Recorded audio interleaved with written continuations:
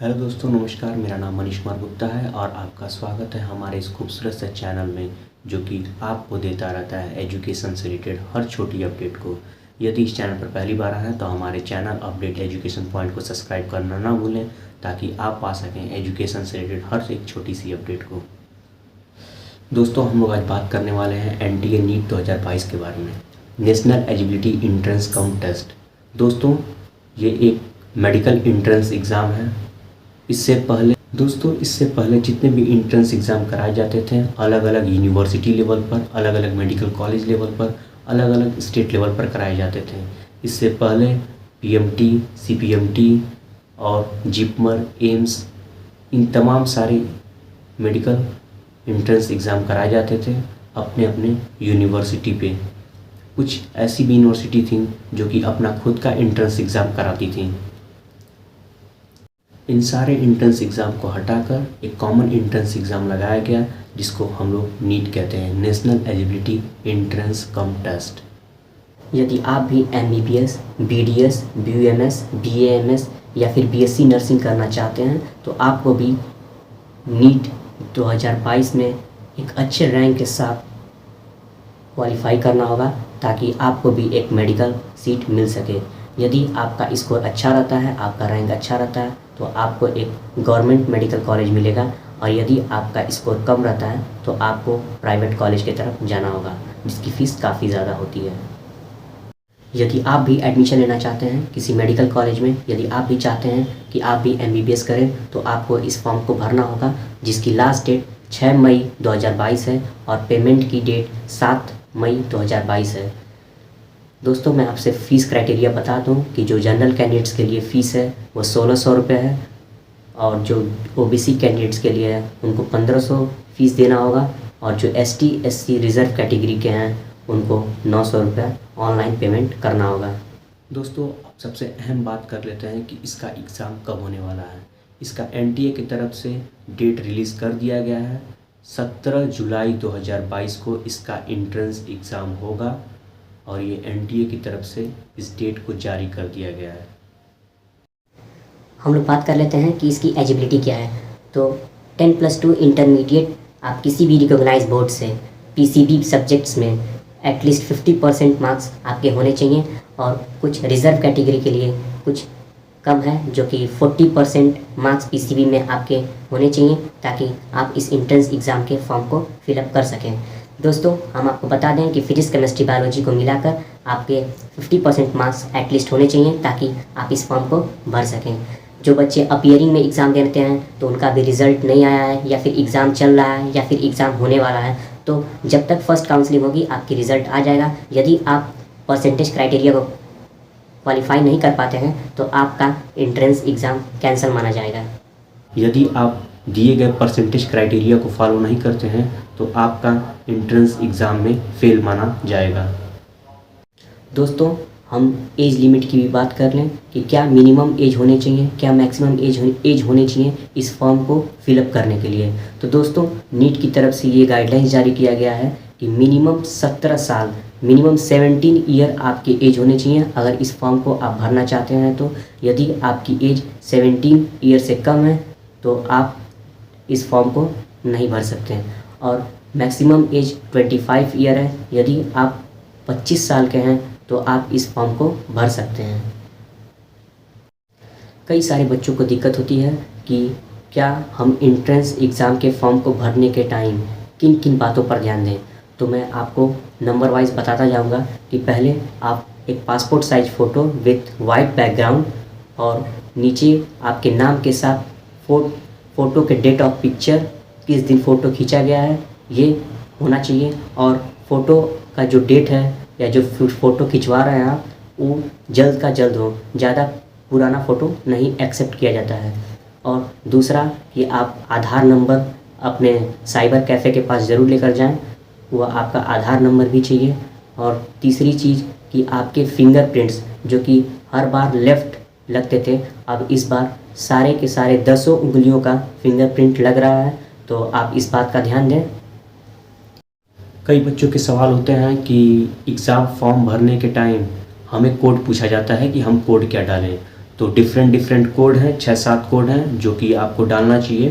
तो यदि आप फ्रेशर हैं, अभी अपीयरिंग में आप एग्ज़ाम दे रहे हैं, आपका अभी एग्ज़ाम बोर्ड का एग्ज़ाम नहीं, इंटरमीडिएट का एग्ज़ाम नहीं हुआ है या फिर होने वाला है, आपका रिज़ल्ट नहीं आया है, तो आप 01 कोड डालेंगे। यदि आप ड्रॉपर हैं, अगर आपको 2-3 साल तैयारी करते हुए हो गया और आप लगातार तैयारी कर रहे हैं, तो आपका कोड 02 होगा। यदि 03 कोड वो लोग लगाएंगे जो कि कर्नाटका बोर्ड से हैं और किसी भी और कोर्स में वो एडमिशन ले चुके हैं। 04 कोड वो लोग लगाएंगे जो कि कोई प्रोफेशनल स्टडी कर रहे हैं, जैसे कि BAMS, BHMS, BSc नर्सिंग या B फार्मा। 05 कोड वो लोग लगाएंगे जिनका BSc में, जो कि PCB में किसी 2 सब्जेक्ट से वो BSc कर रहे होंगे। दोस्तों, अब हम बात कर लेते हैं सिलेबस के बारे में। सिलेबस क्या है?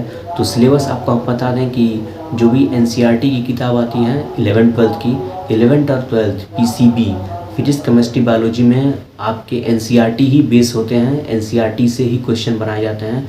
और बात कर लें बेसिकली बायोलॉजी की, तो बायो तो आपको मैं रिकमेंड करूंगा कि 11th और 12th आप पूरी NCERT पढ़ दें, जितनी बार भी हो सके उतनी बार आप NCERT पढ़ें। 20 से 25 बार आप रीडिंग लगाएं NCERT आप जितनी बार NCERT की किताब को पढ़ेंगे आपको कुछ ना कुछ नया मिलेगा ही। मैं अपना ये पर्सनल एक्सपीरियंस आपसे शेयर कर रहा हूँ। जब मैं भी नीट की तैयारी कर रहा था तो काफ़ी क्वेश्चंस NCERT से ही, मैक्सिमम क्वेश्चन NCERT से थे।